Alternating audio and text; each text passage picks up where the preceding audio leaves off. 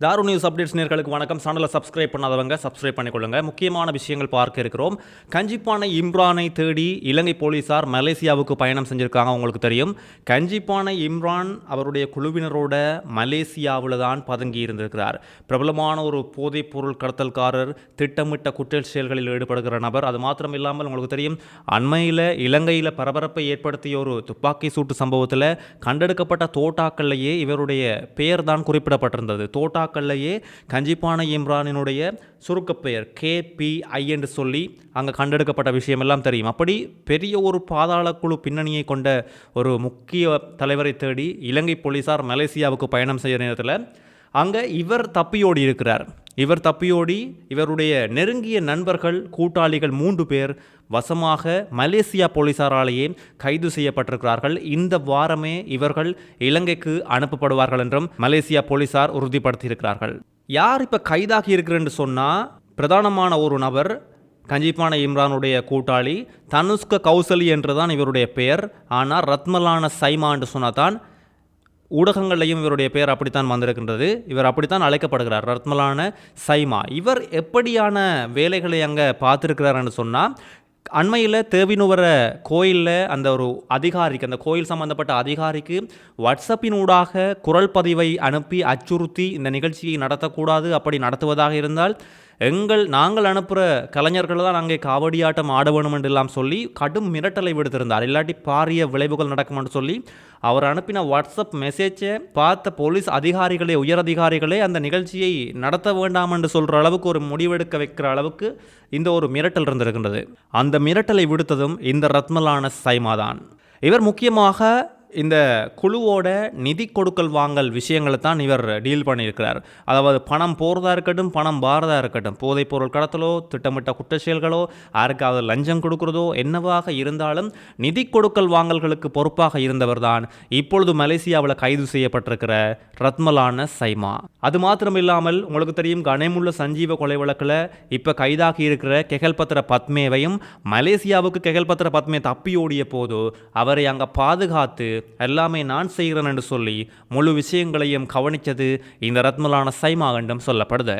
ரத்மலான சைமா உட்பட மொத்தம் 3 பேர் கைதாகி இருக்கிறாங்க. இதில் ரத்மலான சைமா இன்னும் நிறைய பேருக்கு, இப்போ தேவினுவர கோயிலில் நடந்த அந்த கலாச்சார நிகழ்ச்சி நடக்கக்கூடாதுன்னு சொல்லி வாட்ஸ்அப்பில் அச்சுறுத்தி மெசேஜ் போட்ட மாதிரி இன்னும் நிறைய வாட்ஸ்அப் வாய்ஸ் மெசேஜை இவர் போட்டதாக சொல்லப்படுது. அதோட கைதாகி இருக்கிற மற்ற 2 நபர்களும் இவருக்கு உதவிகளை வழங்கி, நிதி விஷயங்களையாக இருக்கட்டும், வேறு விஷயங்களையாக இருக்கட்டும், போதைப் பொருள் கடத்தலாக இருக்கட்டும், வேறு உதவிகளை வழங்கி ஒத்துழைப்பு வழங்கியதாகவும் சொல்லி 3 பேரை மலேசியா போலீசார் கைதாகி இருக்கிறார்கள். இந்த வாரம் இலங்கைக்கு அழைத்து வரப்பட்டு நடக்க இருக்கும் விசாரணைகளில் மேலதிக விவரங்கள் தெரிய வரும். ஆனால் ஒன்று மட்டும் உறுதி, இவர்கள் விடுதலையாவதற்கான எந்த வாய்ப்புகளுமே இல்லை. ஏனென்றால் இவர்களின் பின்னணி அவ்வளவு மோசமாக இருக்கின்றது.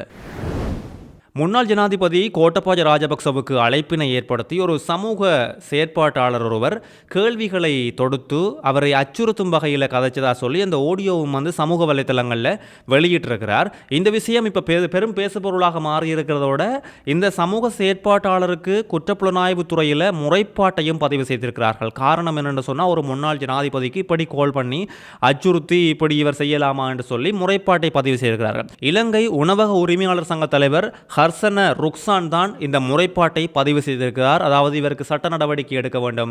இந்த முன்னாள் ஜனாதிபதியாக இருக்கட்டும், இப்போதைய ஜனாதிபதியாக இருக்கட்டும், மக்களால் தெரிவு செய்யப்பட்ட ஜனாதிபதிகள், இவர்களுக்கு எதிராக யாராக இப்படி அச்சுறுத்தல் விடுத்தோ அல்லது தொலைபேசி அழைப்புகளை எடுத்து மிரட்டினாலோ அதை சும்மா விடையிலாது. இதில் கட்சி பேதமின்றி அனைவரும் ஒன்றிணைந்து சரியான சட்ட நடவடிக்கைகளை எடுக்கிறதுக்கு குரல் கொடுக்கணும் என்று சொல்லியும் இவர் கோரிக்கையை முன்வச்சிருக்கிறார். அந்த CIDயில் முறைப்பாட்டை பதிவு செய்து ஊடகங்களுக்கு கருத்து தெரிவிக்கும் போது இவர் இந்த கருத்தை வெளியிட்டிருக்கிறார். அதாவது இந்த சமூக செயற்பாட்டாளரோட பெயரையும் வெளியிட்டிருக்காங்க, சான் கனே கூட. அதோட இப்போ என்னென்ன விஷயம் இவர் சொல்லியிருக்கார் அந்த ஊடகங்கள் என்று சொன்னால், இந்த நபருடைய வங்கி கணக்குகளை அலசி ஆராய வேண்டும். இவருக்கு எங்கே இருந்து காசு வருது, யாராவது திட்டமிட்ட முறையில் வெளிநாட்டிலிருந்து, வெளிநாட்டு சக்திகள் மூலமாக இவர் இயக்கப்படுகிறார், ஏதாச்சும் அமைப்புகள் இவருக்கு பின்னால் இயங்குதா, எதற்காக இவர் இப்படி ஒரு விஷயத்தை திடீரென்று செய்யணும் என்று சொல்லி விசாரணைகளை உடனடியாக நடக்கணும் என்று சொல்லியும் இவருடைய வங்கி கணக்குகளை செக் பண்ணணும். இவர் என்னென்ன எவ்வளவு காசு வச்சிருக்கிறார், எங்கெங்கே இருந்து இவருக்கெல்லாம் காசு வருது என்று சொல்லி செக் பண்ணணும் என்று சொல்லி ஒரு கடுமையான விரிவான விசாரணைகளை நடத்த வேண்டும் என்று சொல்லி இந்த நபர் கோரிக்கை விடுத்திருக்கிறார். முன்னாள் அமைச்சர் மெர்வின் சில்வா தொழிலாளர் மற்றும் பொது உறவுகள் அமைச்சராக இருந்திருக்கிறார். இந்த மெர்வின் சில்வா இப்போ இவருக்கு ஒரு பெரிய ஒரு விஷயம் வழக்கு வந்து இப்போ தாக்கல் செய்யப்பட்டிருக்கிறது லஞ்ச ஊழல் ஆணைக்குழுவால். என்ன விஷயம் என்று சொன்னால் சும்மா இல்லை, 600 மில்லியன் ரூபாவை 2 வருஷத்தில் இவர் சம்பாதிச்சிருக்கிறார்.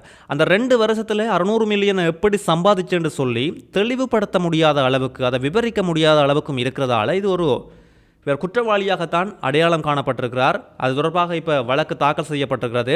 இந்த மாதம் முடியுது. இன்றைக்கு வார 20ஆம் தேதி ஆகஸ்ட் 20ஆம் தேதி நீதிமன்றம், கொழும்பு நீதிமன்றத்தில் இது தொடர்பான வழக்கு வந்து விசாரணைக்கு எடுக்கப்பட போகுது.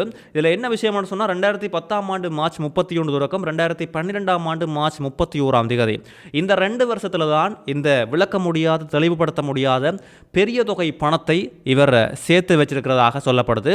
இதில் வந்து நிறைய விஷயங்கள் இருக்குது. அதாவது டிபாசிட், ஒரு பேங்கில் 182 மில்லியன் ரூபாய் பணத்தை ஃபிக்ஸ் டிபாசிட்டில் மட்டுமே இவர் போட்டிருக்கிறார். அதோட நிறைய இன்சூரன்ஸ் கம்பெனியில் இவர் காசை போட்டிருக்கிறார். நிறைய காணிகளை வாங்கியிருக்கிறார்.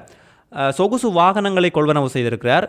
நிறைய பேங்க் அக்கௌண்ட்ஸ் இருக்குது. ஒரு ஆளுக்கு இவ்வளவு அக்கௌண்ட்ஸ் இருக்குன்னு சொன்னால் இது அதுக்கு மேலதிகமாக நிறைய வங்கிகளில் இவருக்கு வங்கி கணக்குகளும் இருக்கிறதாகவும் சொல்லப்பட்டிருக்கிறது.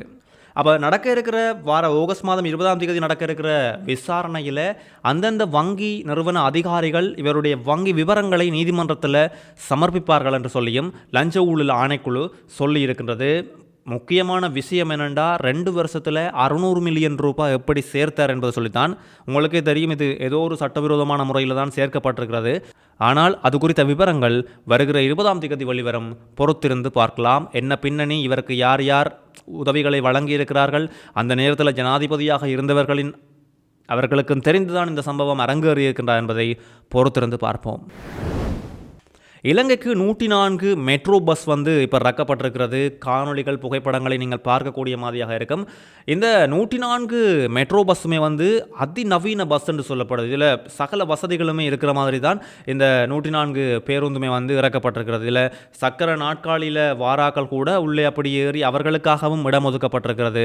Finger print system, wifi system, தொலைக்காட்சி, ஏசி என்று சொல்லி மிகவும் சொகுசான முறையில் மக்களுக்கு இந்த பேருந்து பயன்பாட்டுக்கு வர இருக்கிறது. செப்டம்பர் மாதம்தான் இந்த பேருந்து பயன்பாட்டுக்கு வர இருப்பதாகவும் சுட்டிக்காட்டப்பட்டிருக்கிறது. அண்மையில் நீர்கொழும்பு சிறைச்சாலையில் நடந்த சம்பவம் பெரும் பரபரப்பை ஏற்படுத்தியிருந்த நிலையில் அங்கே 22 கைதிகள், 10 சிறை அதிகாரிகள் உட்பட பலர் உயிரிழந்திருந்தாங்க. பலர் வைத்தியசாலையில் சிகிச்சை பெற்று வராங்க.